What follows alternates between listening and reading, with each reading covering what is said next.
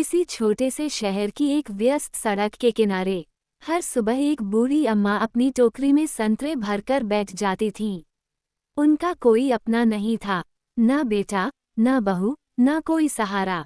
जीवन का एकमात्र सहारा था मंडी से संतरे लाना और सड़क किनारे बैठकर उन्हें बेचना। जो कुछ थोड़ा बहुत मुनाफा होता, उसी से उनकी ज़रूरतें पूरी होतीं। अम्मा के संतरे बहुत मीठे और रसदार होते थे। उन्हीं के नियमित ग्राहकों में एक युवा लड़का भी था। वो लड़का पास की कंपनी में काम करता था और हर शाम ऑफिस से लौटते वक्त अम्मा से संतरे खरीदता था। लेकिन उसकी एक अजीब सी आदत थी। वो एक संतरा उठाता, उसकी एक फांक चखता और कहता, ये तो मीठा नहीं है। फिर दूसरा संतरा उठाता, उसे चखकर कहता, हाँ, ये वाला मीठा है, ऐसे वाले तोल दो। ऐसा रोज होता था। कभी 1 किलो, कभी 2 किलो संतरे लेकर वो चला जाता। अम्मा बस मुस्कुरा देती। उन्होंने कभी टोका नहीं, कभी गुस्सा नहीं किया कि वो उनके संतरे यूं ही खराब कर देता है। एक दिन वो युवक अपनी पत्नी के साथ आया। उसने वही किया, एक संतरा चखा, रखा, दूसरा उठाया और फिर बोला, यह मीठा है। पत्नी ने भी संतरा चखा और खरीद लिया।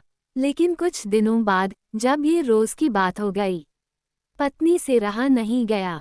वह बोली, ये सब क्या नाटक है? अम्मा के सारे संतरे मीठे ही होते हैं, फिर हर बार यूं ही बर्बाद क्यों करते हो? युवक मुस्कुराया और बोला, चलो घर चलकर बताता हूँ। रास्ते में उसने धीरे से कहा, मैं जानता हूँ कि अम्मा के सारे संतरे मीठे होते हैं, लेकिन क्या तुमने गौर किया, वो खुद कभी एक संतरा नहीं खाती। उनके लिए हर संतरा जीवन का सहारा है। वे बेचकर ही अपना पेट भरती हैं। इसलिए मैं हर दिन एक एक फांक चखने के बहाने 2 संतरे वैसे ही छोड़ देता हूँ, ताकि अम्मा उन्हें खुद खा लें। मीठा फल, जो वो अपने लिए कभी नहीं सोचती। पत्नी की आंखें भर आईं। वो बोली, मैं सच में बहुत भाग्यशाली हूँ जो तुम जैसे इंसान मेरे साथ हो। आज तुमने मुझे सिखाया कि संवेदनशीलता और प्रेम क्या होता है।